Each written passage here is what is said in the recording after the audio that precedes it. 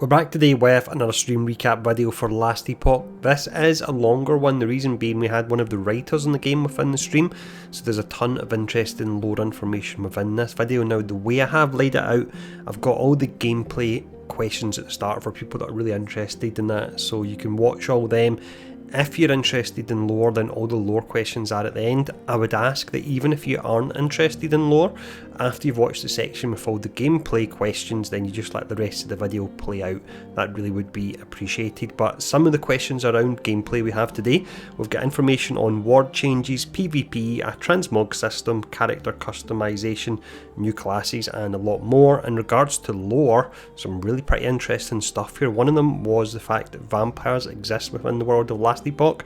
We get details on who trapped the Exiled mages, and we have a tier list of all the gods that are within the game as well. So a lot of information there, and once again, if you don't mind, after you've watched the gameplay section, even if you're not interested in lore, just let the rest of the video play out. But enjoy this, and thanks for tuning in, stay safe, and I'll see you all again soon. Do you plan some changes on set items? My bad, TBH. I would love change level 9 COH to get it much quicker, like level 4 and a 5th. Mike, what you got? Yeah, so the I can't really give any specific details on this right now. We are not in 1.1, unfortunately. We are looking at a pretty big shake-up to how set items work, and you like make them an interesting part of the in-game gearing process. We are also simultaneously for 1.1 looking at some adjustments to the item factions reward structure, like the rank rewards. So like there's a bunch of changes there, not just this specific one thing, but there are some changes. There's like, yeah, the rank rewards for both are getting shuffled a bit and shaken up, and we learned a lot in this first cycle. So we made a few mistakes, and we'll be making some updates to it. And yeah, there's you'll have to wait a little bit more for the set stuff. But next patch will have some shuffling there. I stopped playing because ward seems mandatory after reaching 350 corruption if I want to progress. Will other options be viable for survivability? Alright, Mike, what's your take on ward balance? Yeah, so yes, ward goes burr, and it goes burr to burr, and we are adjusting the balance of ward relative to the other defenses. 350 is a very successful build, though, so like, don't sell yourself short where you are. And but yeah, we are very aware that ward is king right now. What is the stance on a mercenary / follower / combat pets?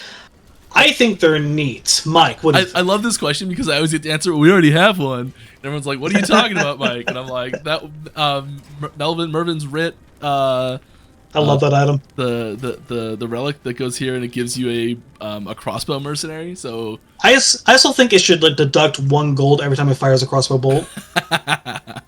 I simultaneously love and hate that. I think that a mercenary system works really well if you design the game with that mercenary system in mind as you're designing the game.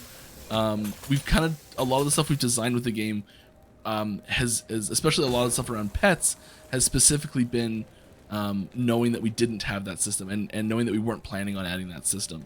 So I think it's unlikely that we would add something like that, at least anytime soon, but I definitely don't want to say impossible, because it does add a really nice secondary avenue for gearing. One of the things I really love about Diablo 2's itemization is that there are these there's this whole class of items that is terrible for players, but due to some I think quality of life changes that they made to probably latent development of I'm purely speculating here, but I'm assuming that they were playing with mercenaries, and mercenaries gear was breaking, and they're like, this is terrible, because you don't know when it breaks, it's not in your face. And then they were like, okay, let's just make it so the mercenary gear can't break. And then suddenly that like one tiny little thing has this cascading effect of like suddenly this whole class of ethereal items are unbelievably awesome for mercenaries.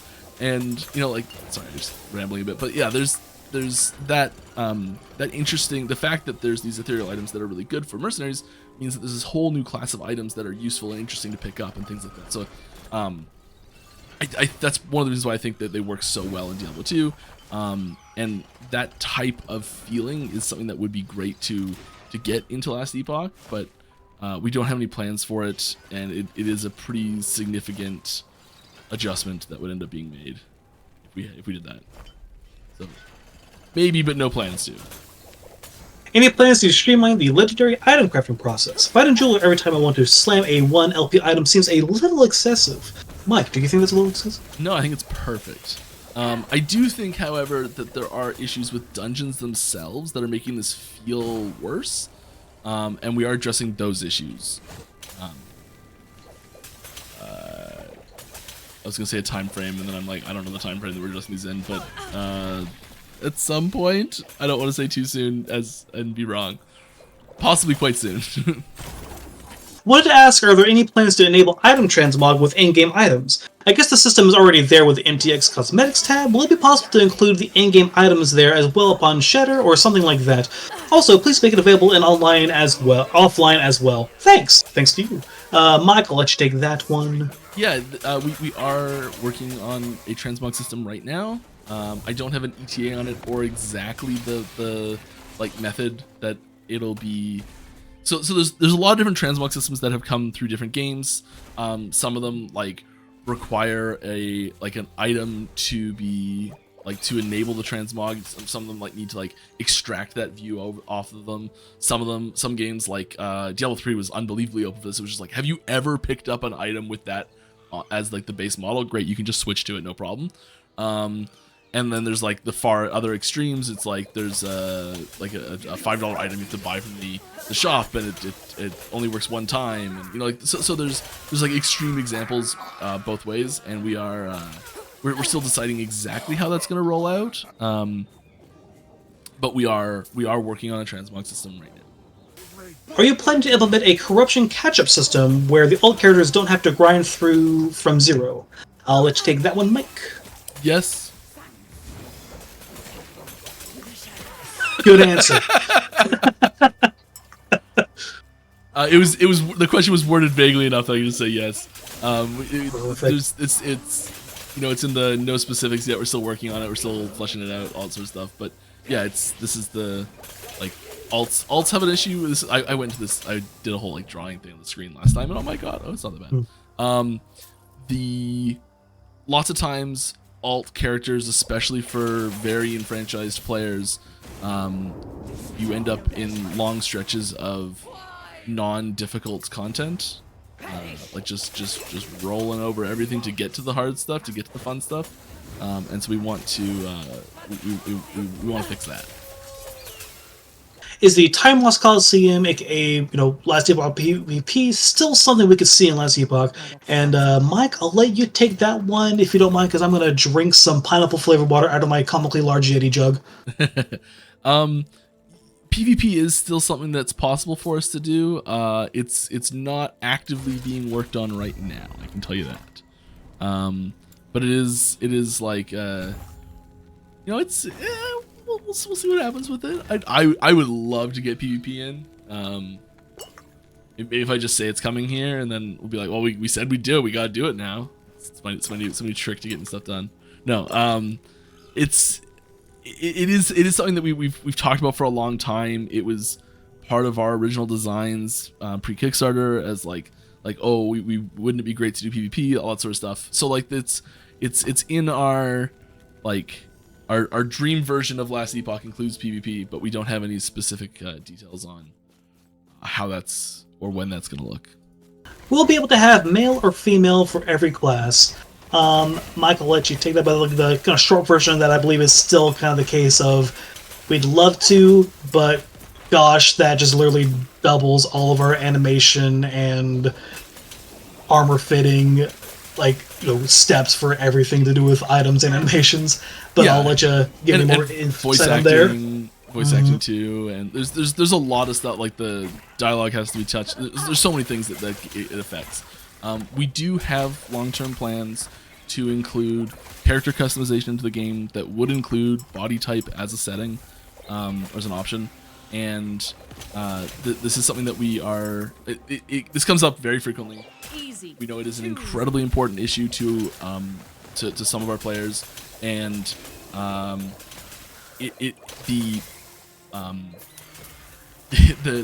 time and cost and like development time cost that goes into something like this is shockingly high. It's very deceptively difficult and time consuming to do, and we do have plans to add character customization at some point. I can tell you this for absolute certainty, it will not be in the next patch. No question that it's not coming next patch. I'm sorry. We haven't even started on it yet, but it is something that we know is extremely important to some people, and we want to deliver a good experience for those people. So it's on the list. It's a ways down the list still. Is there a corruption level that the dev team considers a good build? I believe COF prophecies end at 320.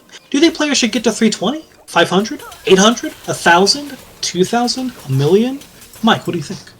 I think usually you consider, someone says like, oh, I've got my corruption up over 300. I'm like, that's a very successful build. You've done a good job. You're kicking butt. You're like, you've hit all of the like points where things unlock. As you've mentioned, the 320 is where the prophecies stop changing. I think 300 is where the last rank of when you finish a timeline, the last the fifth option unlocks for the blessing you get. So like we don't have anything that shows up in the game past that point. So roughly 300 is sort of like where we consider a successful build to happen.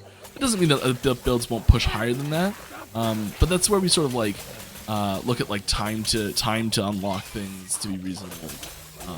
For like, you know, people that are pushing those 2,000 corruption. I've seen some that are ridiculous. Like that's the time to get up that high is insane.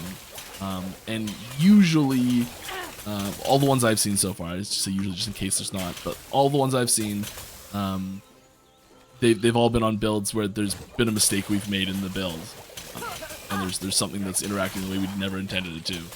Will there be any new class representation in the future or specializations? Michael, let you take that one. Oh yeah, we've been talking about all sorts of different options in the expansion of classes, that sort of stuff. We're primarily going to start looking like when we do eventually start increasing the class options. The initial avenue will be expanding more mastery classes. We do have plans for new base classes and other stuff. Are there future plans for adding rewards for finishing on the leaderboard, like a cool vanity, maybe banner or portal, something that can be made unique for each season? Will make the leaderboard actually be a worthy thing to grind for merch. Leaderboard rewards. Mike, any thoughts? Yeah, leaderboard rewards are a target for us. I think while we knew that the first season, the first cycle would be very volatile, and putting in a valuable reward for the first cycle especially would be I think it would have left us open to some issue. I think there's a very good chance we expand into that type of thing later. I'd love to. I think there's really great cool ways to like really cool unique ways we can distribute some fun things like that. And yeah, it's on the list. So, next question. In the game, there is a dragon mural with 2 dragons fighting, and I've seen a player with 2 dragon pets assume Kickstarter reward. Hi, Joel. Are we going to meet these dragons at some point in the Ancient Era? And are one of the dragons named Malatros for the newish Warlock 2-handed sword unique? So, what's the least spoilery way to... So, the Ancient Era does have dragons. There are plans to encounter those dragons. Neither of those dragons is Malatros. I think that's the safest way to answer that question. Nice. Malatros is a different dragon than those 2 dragons. But yeah. And, yeah. That's the safest way to do it. It's tough when you got plans for a lot of these I know things that I and know you don't want to spoil them. It's tough. It's harder when I know the answer when I don't. Yeah. Interested in the background, source, origin of Orobyss. Is this something that has been explored in game that I may have missed? Or, without getting spoilery, is this something that we might be able to look forward to hearing more about in the future, or is that the past? So, this is another one where the answer is yes. So, there are currently planned 3 more, campaign chapters of, the main campaign, and the origin of Orobyss does come into play within these last 3 chapters. I'm not going to say which one of the last 3 has it, but you do... The origin of Orobyss is a question that is answered by the campaign once we have those last 3 chapters in. And just a note to edit, a lot of people, I think, shortcut the term, so it ends up being confused by some new players sometimes, is that the boss you fight in the mono timelines is the Shade of Orobyss. It's not Orobyss itself. Yeah, so the Shade of Orobyss, that is a reflection of Orobyss's anguish and despair and anger. It's not Orobyss himself, it's more so just a kind of a twisted reflection of him that's being projected into these timelines from the time he was imprisoned, and, it's the Shades are not Orobyss. Whenever I see someone call the Shades Orobyss, I'm like, we should have named it something slightly different. Yeah, right? What exactly does the power ladder look like with the different gods in Eterra? Are Eterra and Orobyss at the top? Then some unknown ones like Observer, Weaver, Watcher, and then the 4 lower Majasa, Lagan, Hira, Raya. Where do the Ancient Dragons and Immortal Emperor fit on the power list? Okay, so let's break it down. Power tier ranking, let's go. Yeah, pretty much. Should we get one of those dumb meme template things where you drag little pictures there? That'd be fun, actually. That actually would be kind of cool. That would be a lot of fun. We don't have time to put that together. No. That'd be fun, though. And help illustrate what I'm talking about. Okay, so should I go from bottom up or top? Okay, I'll do bottom up. Okay, so I would say there is kind of a gray area at the bottom of this kind of tier list where in the ancient, like I would say the Ancient Era dragons at their full might, and the titans like the Stone Titan, and these other kind of, like other beings in the Ancient Era, or let's say they all kind of fit into this same kind of ranking at the bottom here, where they're very strong, they are a problem. Them being around is a threat to humans being able to, live and progress in the Ancient Era and get to the Divine Era.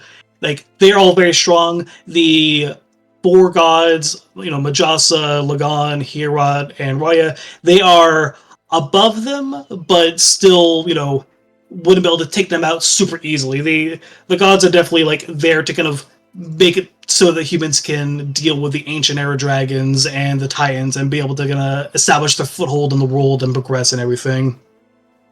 And I would say the Immortal Emperor would be just above the 4 gods, just by the nature of him, stealing their power and killing them between the Divine Era and the Imperial Eras. So, and that itself is kind of has a bit of a spectrum there, because the Immortal Emperor at his peak, just, freshly having taken the power of all the gods, it would have absolutely been stronger than all of them. And it's a little murkier towards the end of the Imperial Era, where that power is kind of rotted and waned inside of him, but he's still, I would say, a notch above the 4 Divine Era gods, just by the nature of he took their powers. They are, they're in him, so he's, inherently a bit above them. And then, so we're at like the third kind of tier there with the Immortal Emperor, and right below him the Divine Era gods, and then right below that the Titans and the Ancient Era dragons. So at the top, above all that, is Eterra and the Observer, and Eterra and the Observer right on top of there, and is the Immortal Emperor Grail or Morditas? I'm not going to sell it once and for all. Moving on. I hate to be that guy, but I'm going to refrain from... You'll find out by the... Yeah, I was going to say, let's rephrase the question. Will you ever settle this? Yes. It is an actual answered, known thing. It's been a known thing since the inception of the character, but the players will get that reveal of who the Immortal Emperor was before he was the Immortal Emperor within one of the next 3 campaign chapters. Beautiful. Is Isadora a vampire? With a stake they killed her and silver they bound her. So, I'm not sure I'm going to use the explicit term vampire, because we haven't dipped into that kind of, part of the lore too deep yet. But I will say that the Immortal Empire did not invent necromancy. Before the Immortal Empire, necromancy was a thing throughout the Divine Era and even earlier in the Ancient Era. By someone mentioned Maltros the Dragon earlier. That's referenced on one of the Warlock uniques. That's an example of the fact that even back in the Ancient Era, certain powerful dragons could dip into necromancy as a type of magic they could mess with.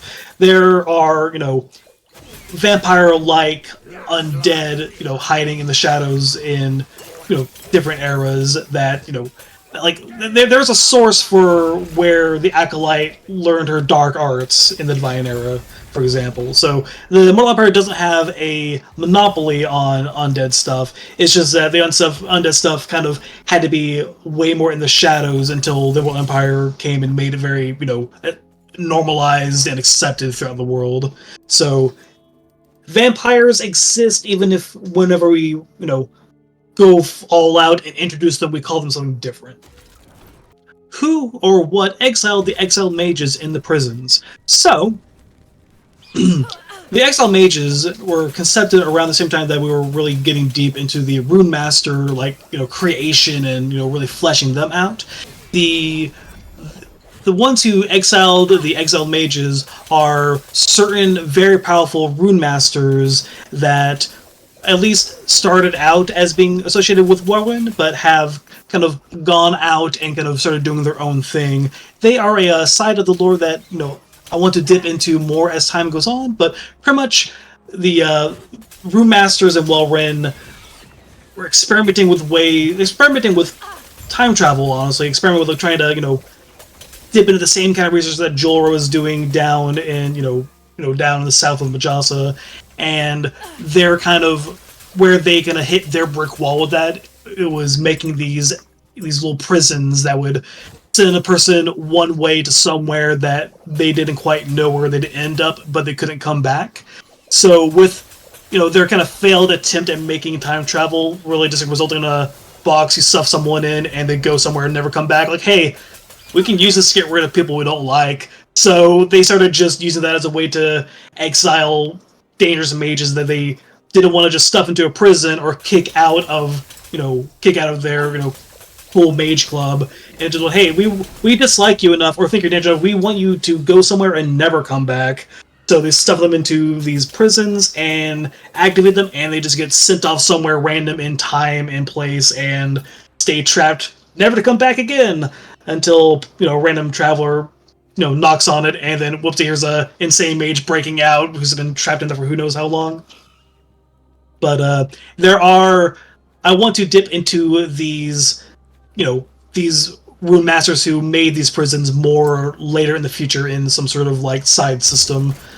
When we go get Hierot's spear, Morditas seemingly being sustained by the spear. There are also what looks like soul jars there as well. Are the gods sustaining themselves in a similar way through soul jars, or is this just for Morditas? Or are they immortal in their own way, only killable by another god?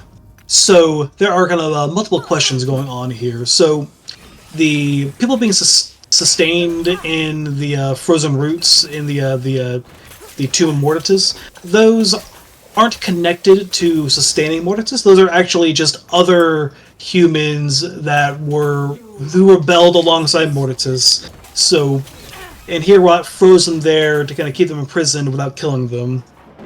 And Hierot's spear is kind of what's keeping Morditas in stasis and keeping them imprisoned there.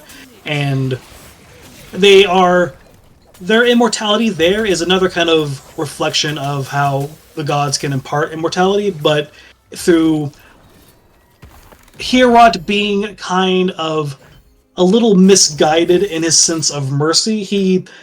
One of the things that could have brought Hierot into conflict with Raya is that Hierot asked for help from the other gods in making the spear in order to deal with his son Morditas, who rebelled, and Raya was very much on the camp of, hey, okay, I'll help you with this problem because you're too weak to solve it yourself, but you gotta make sure to kill that guy so the problem's solved.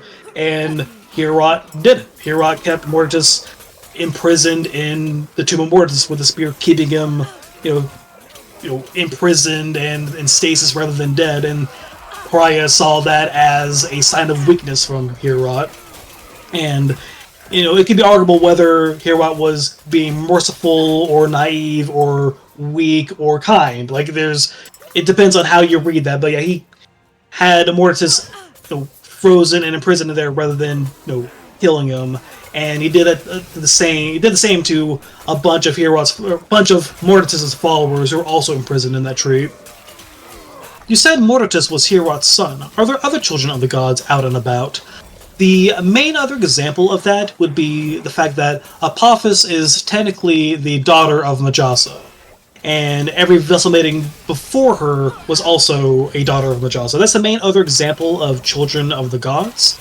That is not to say that I would say that Majasa and Heorot would be the only ones interested in Heorot's case, interested in humanity enough to have a child, and in Majasa's case, interested in her own kind of continuing her own power and presence to have a child via these vessel maidens.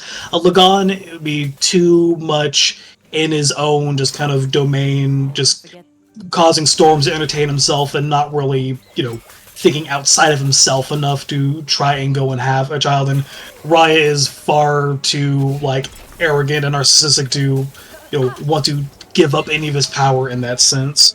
So I would say the only notable ones would be Morditas on Heorot's side and Apophis on Majasa's side.